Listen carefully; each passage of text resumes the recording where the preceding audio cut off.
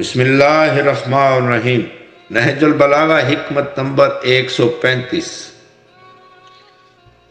امیر المومنین علیہ السلام نے فرمایا، جس شخص کو 4 چیزیں میسر ہوں وہ 4 چیزوں سے محروم نہیں رہتا۔ جو دعا کرے وہ قبولیت سے محروم نہیں رہتا۔ جسے توبہ کی توفیق ہو وہ مقبولیت سے محروم نہیں رہتا۔ جس سے استغفار کی توفیق ہو وہ مغفرت سے محروم نہیں رہتا۔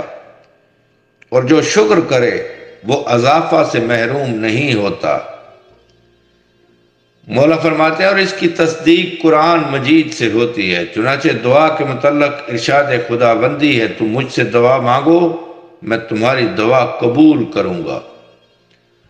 اور استغفار کے متعلق ارشاد فرمایا، جو شخص کوئی برا عمل کرے اور اپنے نفس پر ظلم کرے اور پھر اللہ سے بخشش کی دعا کرے تو وہ اسے بڑا بخشنے والا پائے گا۔ اور شکر کے بارے میں فرمایا ہے، اگر تم شکر کرو گے تو میں تم پر نعمت میں اضافہ کروں گا۔